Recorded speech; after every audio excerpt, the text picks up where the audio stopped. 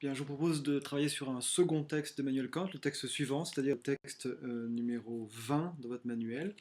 Texte numéro 20 de votre manuel. Donc on va d'abord le lire. Vous pouvez le lire d'abord vous-même en mettant une pause sur cette vidéo, puis ensuite revenir sur la vidéo. Je le lis d'abord, de toute façon, si vous le voulez bien. C'est pas tellement le choix, hein, la vidéo est comme ça. Alors, texte numéro 20. Devoir. Mot grand et sublime.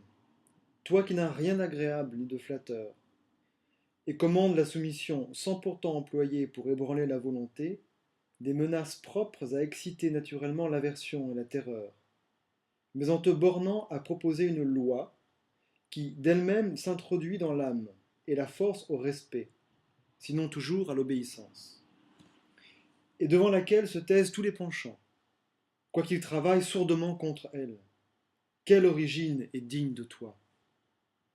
Où trouver la racine de ta noble tige, qui repousse fièrement toute alliance avec les penchants, cette racine où il faut placer la condition indispensable de la valeur que les hommes peuvent se donner à eux-mêmes? Elle ne peut être que la personnalité, c'est-à-dire la liberté ou l'indépendance par rapport à tout le mécanisme de la nature, considérée comme la faculté d'un être qui appartient au monde sensible, mais qui, en même temps, est soumis à de pures lois pratiques, qui lui sont propres, ou qui lui sont dictées par sa propre raison, et par conséquent soumis à sa propre personne, en tant qu'il appartient au monde intelligible. Bon, alors ce texte-là, si vous l'aviez, vous ne l'aurez pas, mais si vous l'aviez eu, si vous l'aviez à travailler pour l'épreuve, il y aurait quelques notes quand même sur quelques mots. Euh, alors, de quoi ça parle? De quoi ça parle? Ça parle de la morale. Ça parle du devoir qui nous appelle, qui est en nous. Et Kant se demande, Kant à la fois en fait l'éloge, euh, énonce quelques remarques sur comment cela fonctionne et se demande quelle est son origine. Et c'est un texte très enflammé, très élevé, euh, très emporté, ou très enthousiaste, où Kant identifie, dans le second paragraphe, vous avez vu déjà ça, hein, dans le second paragraphe, il identifie la source du devoir. Donc si on reprend le texte un peu ligne à ligne, devoir, mot grand et sublime. Toi qui n'as rien d'agréable ni de flatteur, c'est pas toujours facile de faire son devoir, hein, c'est un peu l'idée qu'il y a ici. Et commande la soumission. Bon, commande que l'on se soumette, donc que l'on agisse conformément au devoir, sans pourtant employer pour ébranler la volonté. Pour ébranler la volonté, ça signifie pour mettre en mouvement la volonté, des menaces propres à exciter naturellement l'aversion ou la terreur. Vous vous souvenez, on avait dit l'action morale, l'acte moral, c'est-à-dire celui qui suit le devoir, nous avions dit, n'est pas un acte qui est contraint ou qui est, pardon, dépendant d'une peur ou d'une espérance. Les deux fonctionnant ensemble, on l'avait dit. C'est pas parce qu'on a peur d'une sanction ou parce qu'on espère une récompense qu'on agit moralement, nous dit Kant. Mais c'est par devoir. On avait reformulé, on peut reformuler en disant c'est par principe. Hein, c'est une question de principe.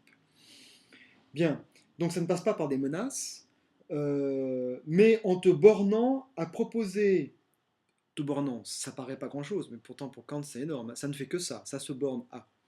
Mais ce que ça fait, c'est gigantesque, ça énonce, ça propose une loi, alors une loi au même sens qu'une loi de la nature, presque, vous vous souvenez de la phrase de Kant, hein, le ciel étoilé au-dessus de moi, deux choses aiguisent, développent sans cesse mon admiration, le ciel étoilé au-dessus de moi, ça ce sont les lois de la nature, les lois des astres, les lois de la physique, et la loi morale en moi. Alors le point commun entre les deux, et donc le devoir en moi, le point commun entre les deux, c'est cette notion donc de loi. La loi, c'est quoi? C'est un rapport constant et nécessaire, un commandement nécessaire.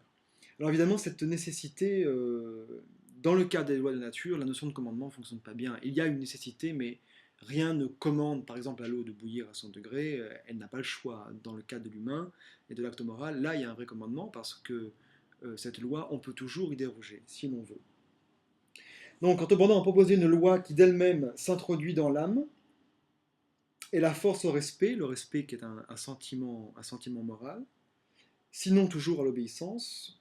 C'est pas parce qu'on n'a pas toujours l'obéissance, il y a des âmes qui sont méchantes, qui ne vont pas obéir à la loi morale, et devant laquelle se taisent tous les penchants, c'est-à-dire se taisent en gros tout ce qui fait notre égoïsme, tout ce qui relève de notre plaisir immédiat, égoïste, qui nous fait préférer des satisfactions personnelles et privées à l'accomplissement d'un acte par devoir. Donc c'est l'égoïsme en fait, hein, grosso modo. Quoi qu'il travaille sourdement contre elle, c'est-à-dire l'égoïsme ne nous quitte jamais. C'est pas parce qu'on fait son devoir que l'égoïsme meurt, mais il est, il n'est pas dominant. Il est sourdement présent, mais il n'est plus dominant. Euh, quelle origine est digne de toi? Donc il y a un point d'exclamation, mais c'est plutôt une question qu'on pose Kant ici, hein. D'où vient ce devoir qui semble si puissant en nous?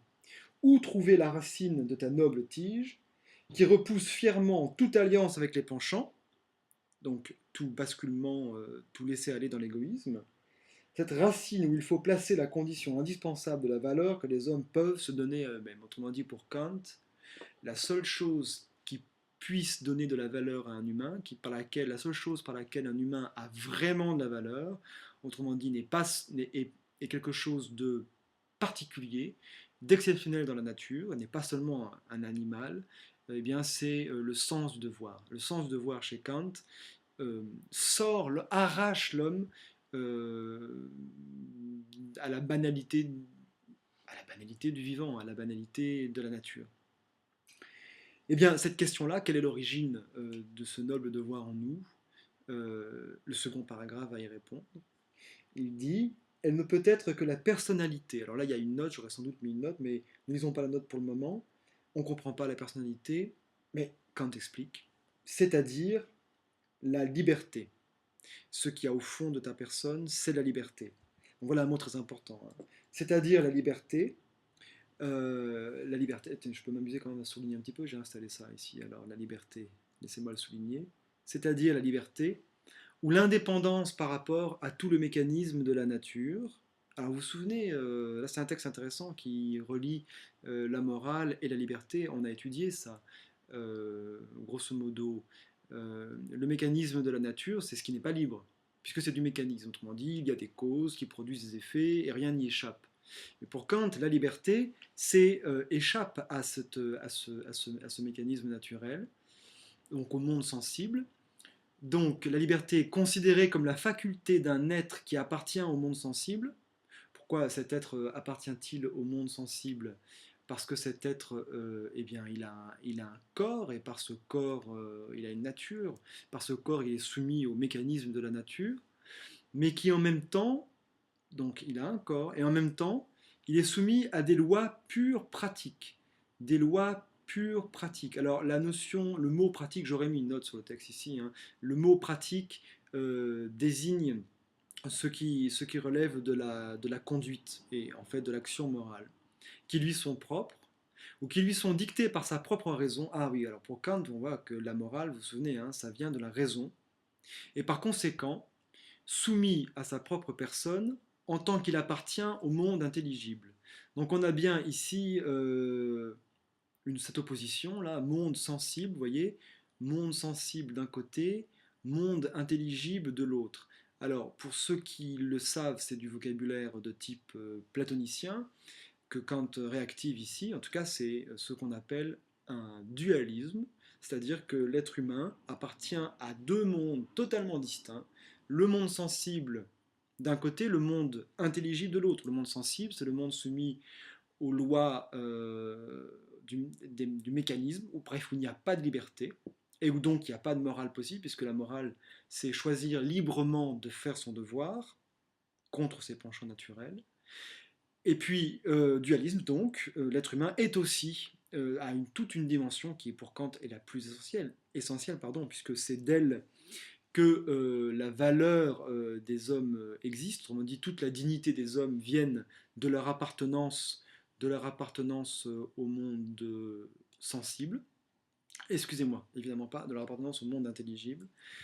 Et donc voilà, ce dualisme, les deux dimensions, le monde intelligible, c'est par quoi l'être humain a de la valeur, c'est par quoi l'être humain est libre, c'est par quoi l'être humain a une raison qui lui dicte son devoir, et c'est par quoi l'être humain a une volonté qui va, euh, par respect, accepter de suivre son devoir. Alors si on essaie de faire la thèse du texte, il faut repérer un peu les mots clés, les mots importants du texte. Alors évidemment, il y a le mot devoir est un mot dans le texte très important. Le mot loi, peut-être, le devoir c'est une loi. C'est une loi que l'on respecte. C'est une loi qui va contre les penchants, contre l'égoïsme. C'est une loi qui... le mot penchant est assez important. Hein. C'est une loi qui nous donne toute notre valeur, ça c'est important aussi. C'est une loi qui vient de la liberté. C'est une loi le devoir, oui, c'est une loi qui s'enracine dans la liberté. Et donc dans cette opposition entre le monde sensible et le monde intelligible. Alors il y a aussi le mot raison qui est important. Bon, alors ça fait beaucoup de mots, je laisse réfléchir, vous pouvez faire une pause dans la vidéo et réfléchir un petit peu à ça. Alors on peut dire que la thèse de Kant, c'est que le devoir moral, par où nous tirons toute notre valeur, a son origine dans notre nature intelligible, c'est-à-dire dans notre liberté, opposée au mécanisme du monde naturel. C'est une formulation un petit peu longue, vous pouvez la formuler en deux fois, hein, avec un autrement dit, comme je vous le demanderai de toute façon. Donc l'origine de la loi morale, pardon, l'origine du devoir chez Kant, c'est la liberté. Autrement dit, pour Kant, c'est seulement parce que nous sommes libres et pas seulement sensibles que nous avons la valeur et la dignité d'agir moralement. On pourrait le reformuler un petit peu ainsi. Donc vous pouvez aller voir maintenant dans la colonne de gauche, vous avez le plan du texte qui est redonné, la thèse du texte qui est donnée en bas. Le problème du texte, c'est quelle est l'origine du devoir. Et ben voilà, merci. J'arrête. Non, c'est pas les bonnes touches.